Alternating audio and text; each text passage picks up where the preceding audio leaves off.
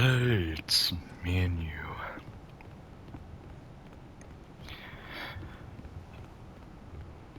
I left off about to run from the ticket guy. I forgot his name. I think it was like Top? Big Top? But yeah, this is my win off. It's a pretty good chase sequence. I think. Pretty cool.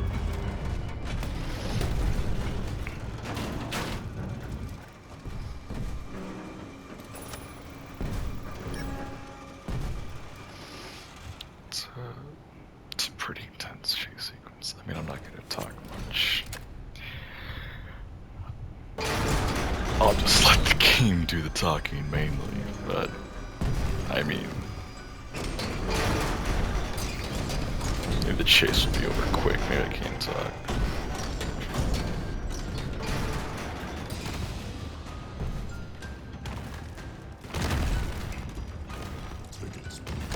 Big Tom, that's his name.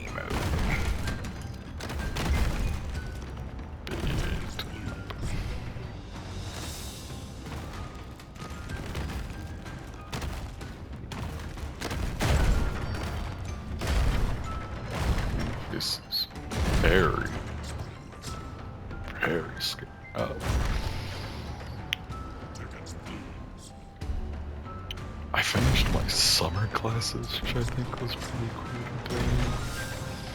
I mean, whether I did good on them is a different story, but I did finish them, so I'm pretty much free, I guess. So that's a good thing.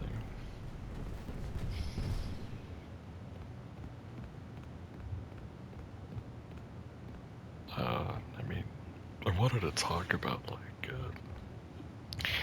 I guess this game's, like, reputation has gathered.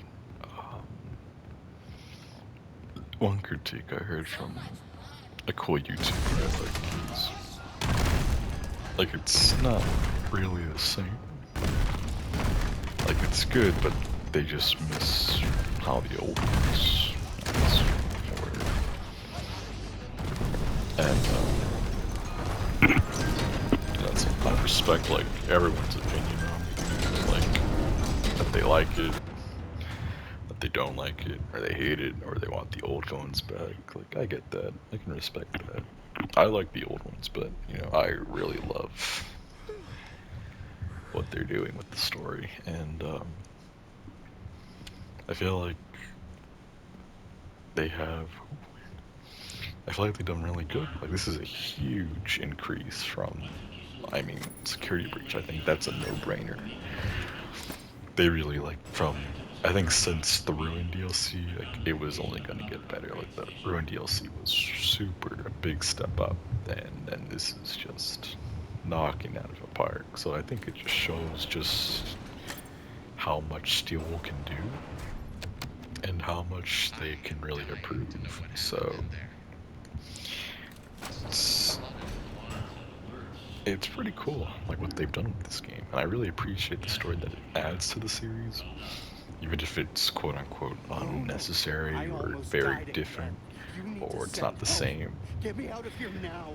But I appreciate it. I really like where it's going, and I understand. You know, again, not everyone likes it. I'm not saying I'm special. Um, it's just I like it. I appreciate it. It adds to the lore a lot. Again, like, lore is a strong word for this game because a lot of it's theory. Like, a lot of it, only so much is canon for this story, which, like, I really love about the series. I know a lot of people don't like that, which is a fair critique, but I don't. I like it. I like how it's pretty much interpretation to anyone, really, how the FNAF lore goes. You know, as long as, you know, with anything, as long as you got evidence, you really can believe anything you want. And, that's what's pretty cool about it, I feel, is that it's such interpretation, up to you. Like, how do you think the story should go? And, like, the books, holy crap, the books, like, it's like, do you think the books matter? Do the books, you know, like, and I've read, speaking of the books, I've gotten the series, 3 novels that Scott worked on, like a long time ago. Like I barely just got those 3, and how does it open? I barely just. Alright, yeah.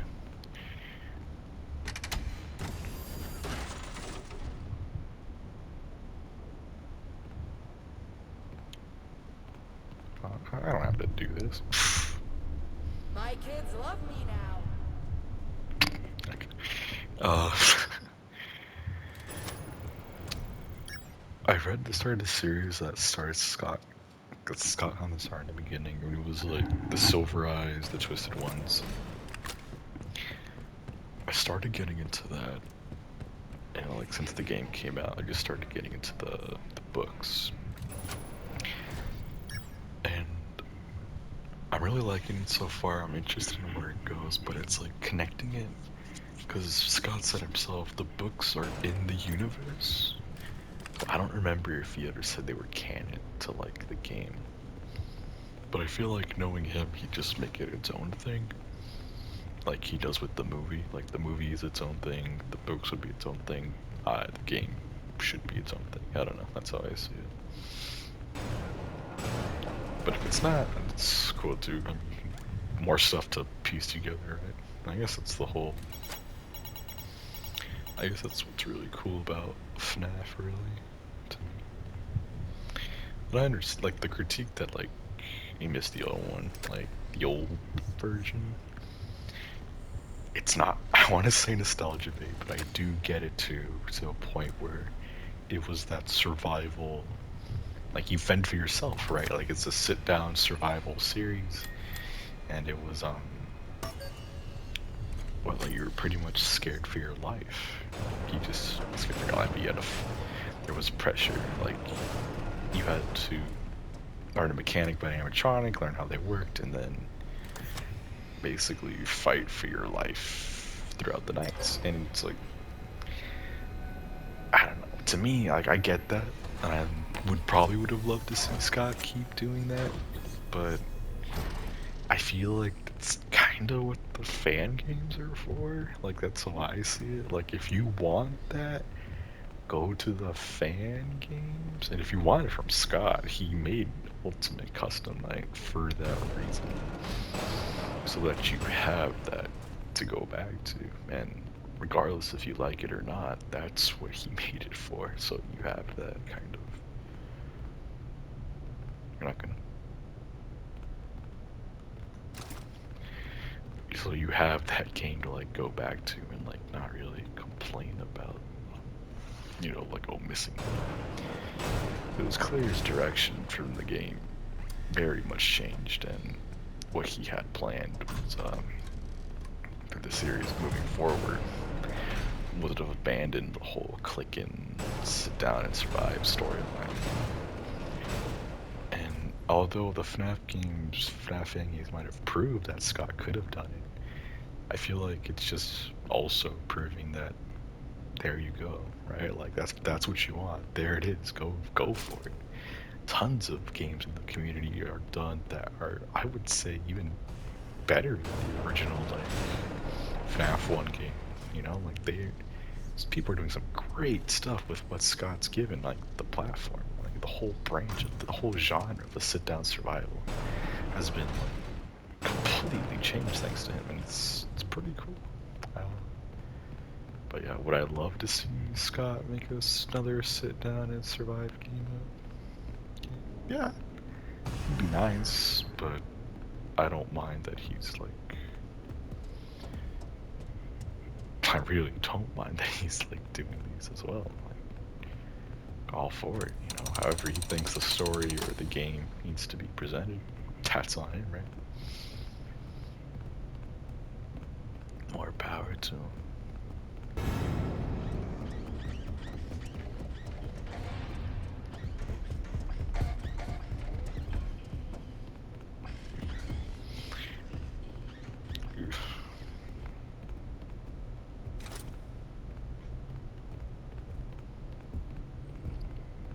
I mean, there's tons of things that, like, Help Wanted was super cool. Just to watch for me because I didn't have a VR system. But once they made like flat mode, like it was pretty lame because it's flat mode, right? Like if it's meant for VR, it's gonna be better than VR. But I still kind of kept me tense. I think Help Wanted 2 does way better of like that intensity. I just got done completing like the baby doll one, and it was super annoying. So like this baby, I was like the hard version of the baby one, and yeah, I mean it was super annoying to do, but I mean yeah, I mean the story implications, like everything that's like I don't know. Maybe I'm just Scott Glazer. That's probably it. That's probably more likely what I am, but I don't know. I like what he's done with the series. I can't complain. Call me a Scott Glazer. I admit I am proud to be that. Pick it up.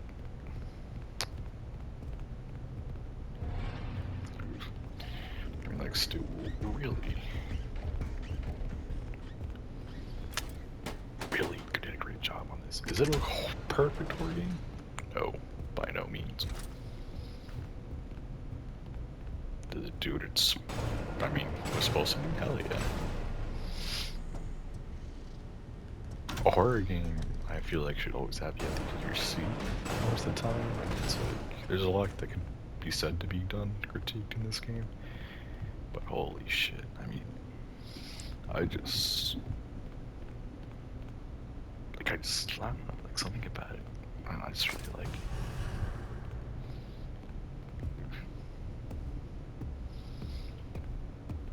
Like, the animatronic designs, like, dude, like some of them are off-putting, like that one for sure. Like,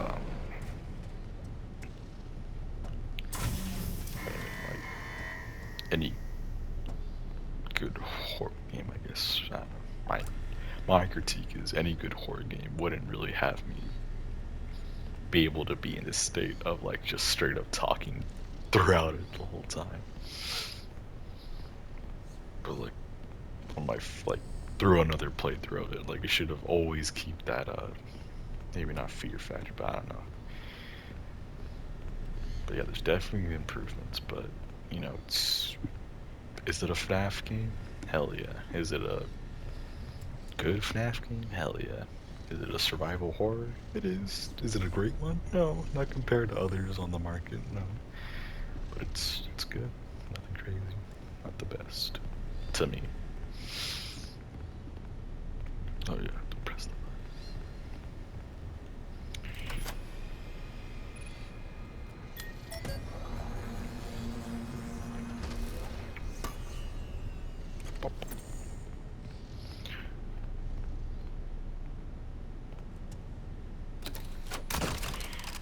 I mean, like the spring lock, like, it's so crazy. Like Edwin pretty much safe-proofed it.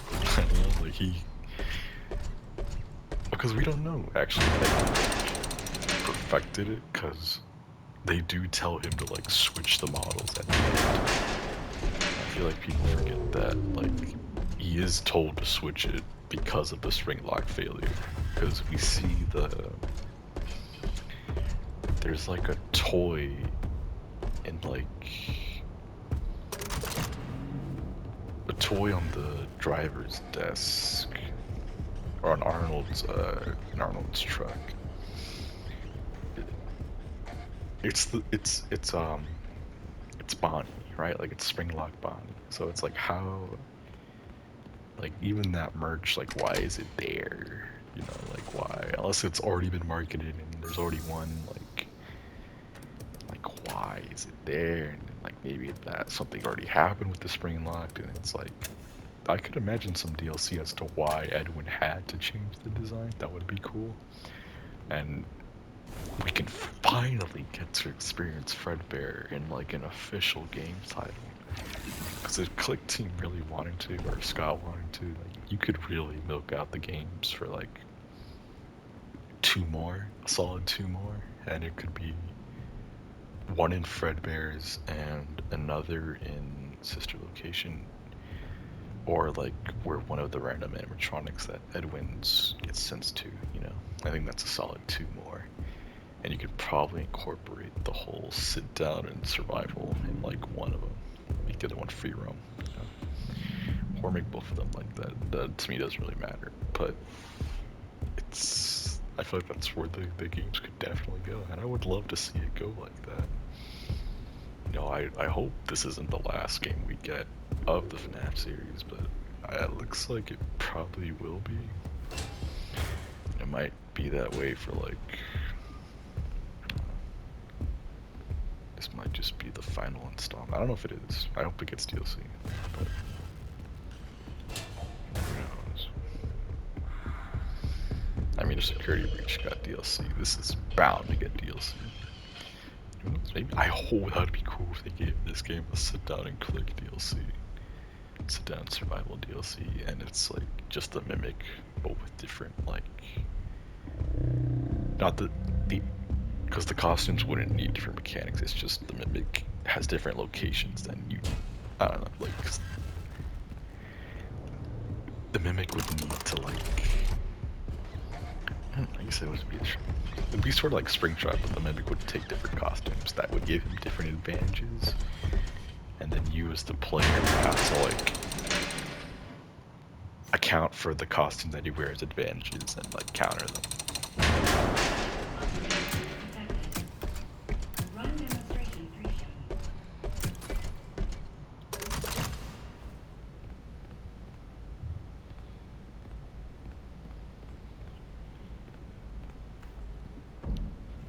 David is like the tiger, like I'm guessing it's only because like that was his first plushie. I'm imagining is why.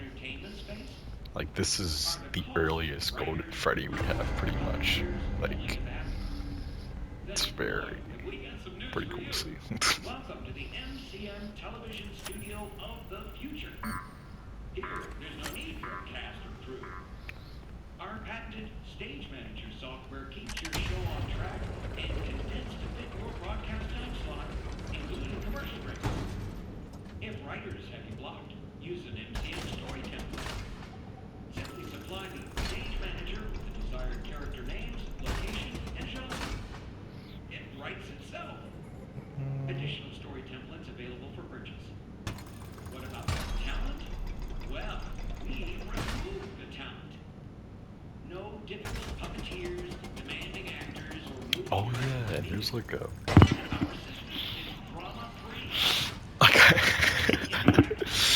I'm glad they released Security Breach. Like after the Mimic, because the Mimic...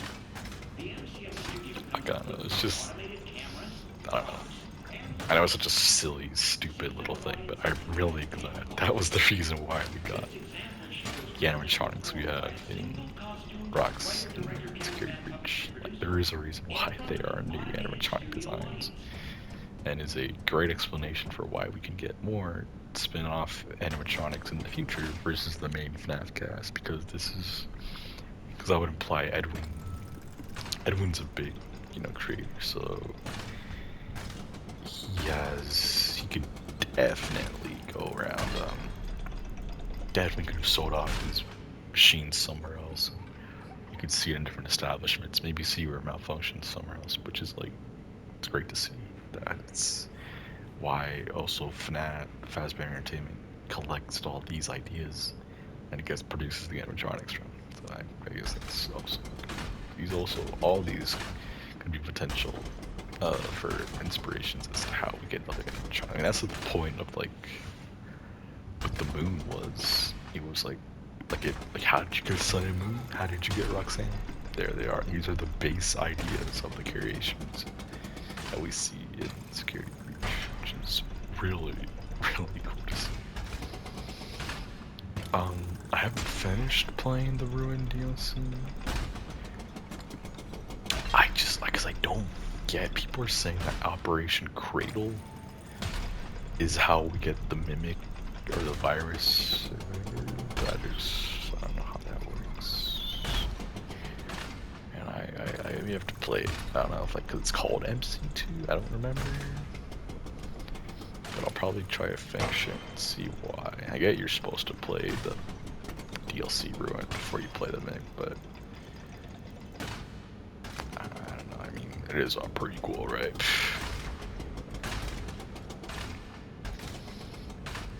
Damn, am I really struggling?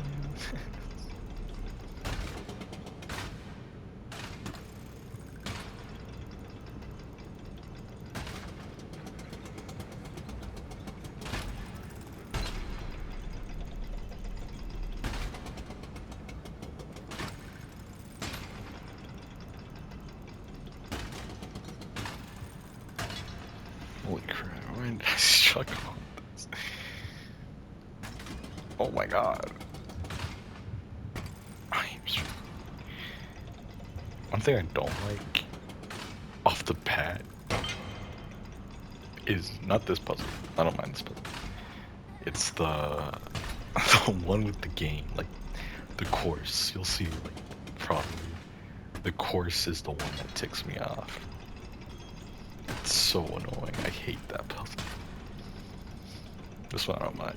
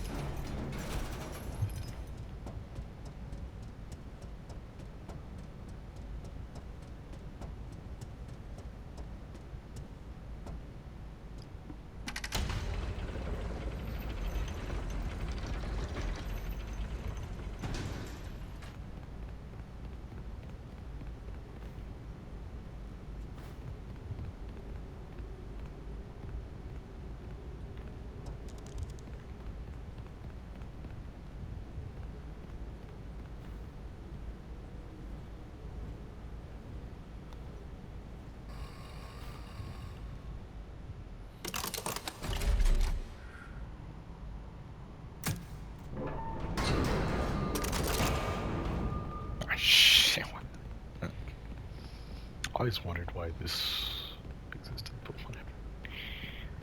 But yeah, I think next time I'm gonna do the pirate show, and then we'll be on to, I think, this almost second to last sandwich on Dolly. Forgot her name. Yeah, then we'll be almost done with this, which is.